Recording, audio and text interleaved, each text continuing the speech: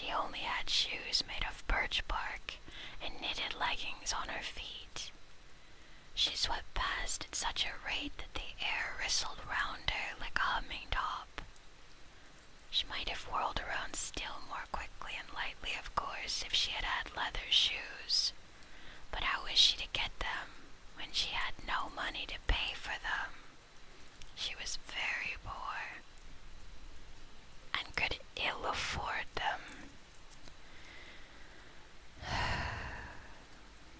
So one day, when a fair was being held at Hamburg Heath, whom should she meet but old Nick? He was going to the fun of the fair, as you may guess, for all of the tramps and vagabonds and watch dealers and rogues go there. And where such gentry are to be found, others of the same feather are sure to flock together. "What are you thinking about?" asked old Nick, who knew well enough how matters stood. "I am wondering how I shall be able to get a pair of leather shoes to dance in," said the girl, "for I haven't any money to pay for them," she said. "Is that all? We'll soon get over that," said old Nick, and produced a pair of leather shoes which he showed her. "Do you like these?" he asked. The girl stood staring at the shoes.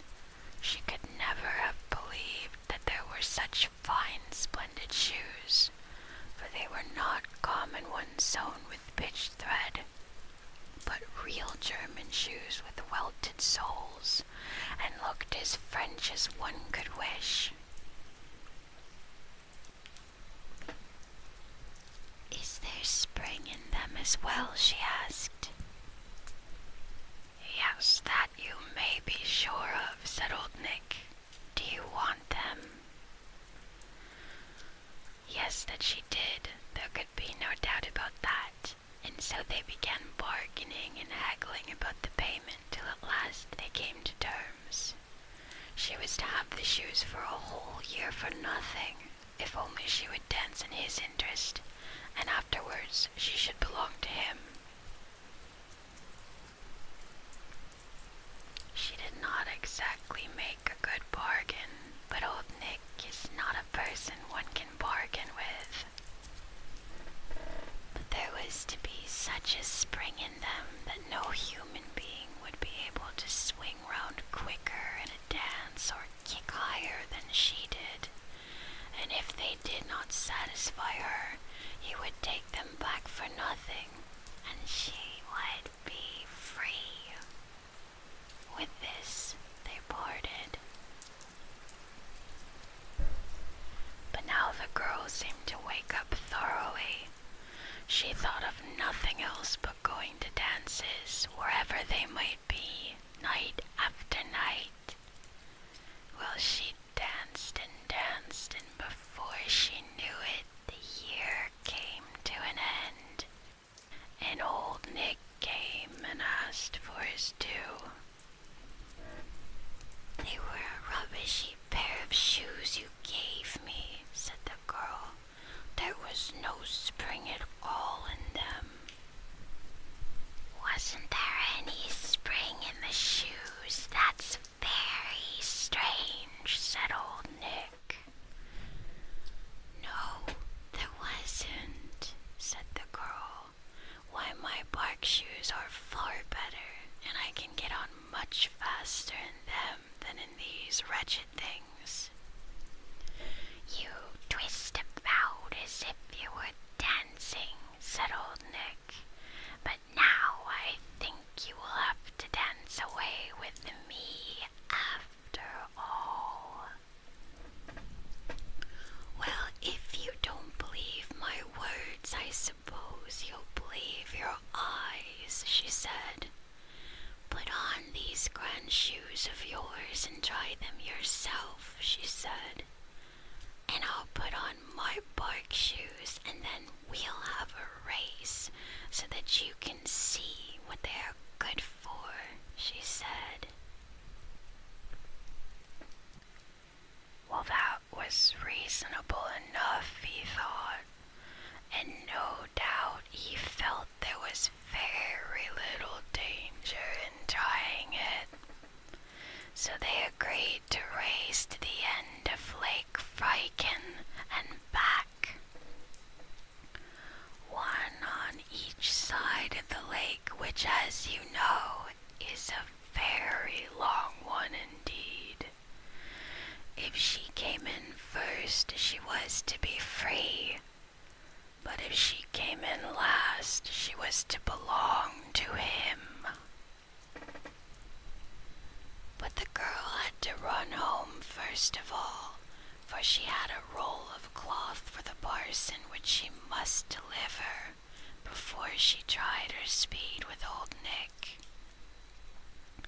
Very well that she might, for he went in fear of the parson, but the race should take place on the third day afterwards.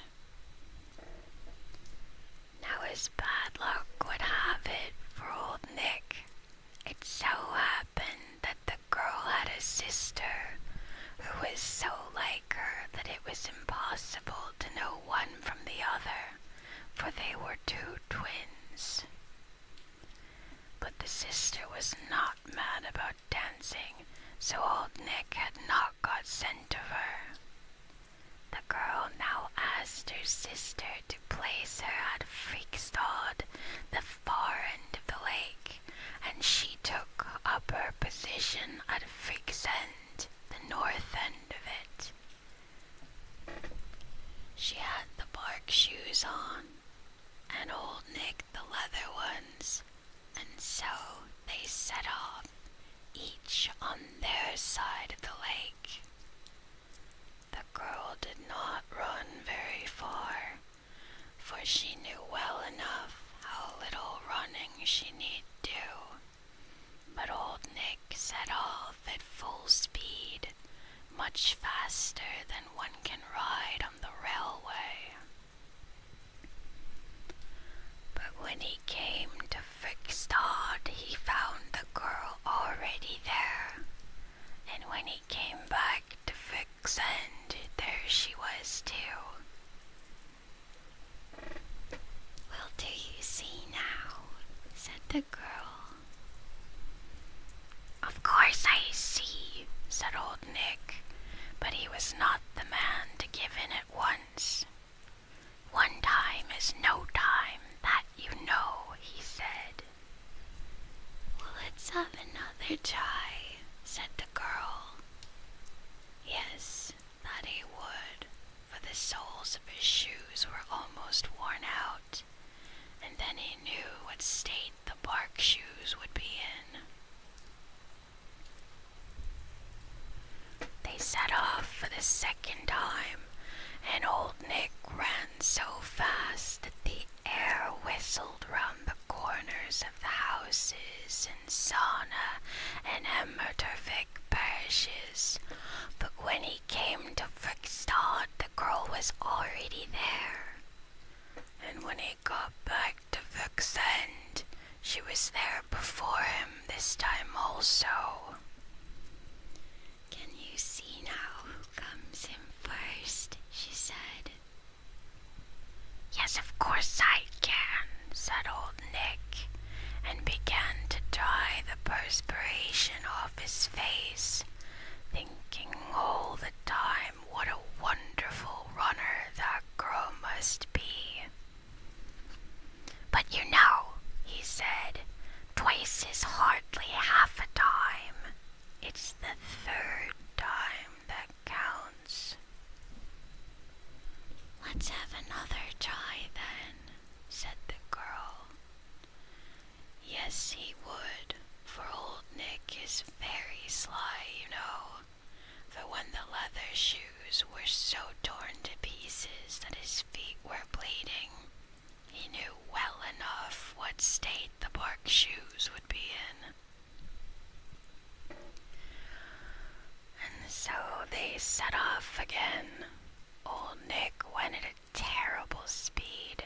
It was just like a regular northwester rushing past, for now he was furious. He rushed onwards so that the roofs were swept away and the fences creaked and groaned all the way through Sauna and Emtervik parishes. But when he got to Figstad, the girl was there, and when he got back to Frigsend, she was there too. His feet were now in such a plight that the flesh hung in pieces from them, and he was so out of breath and groaned so hard that the sound echoed in the mountains. The girl almost pitied the old creature, disgusting as he was. "Do you see now," she said, "that there's a better spring in my bark shoes than in your leather ones? There's nothing left of yours, while mine will hold out for another run, if you would like to try." No, old Nick had to acknowledge himself beaten, and so she was free.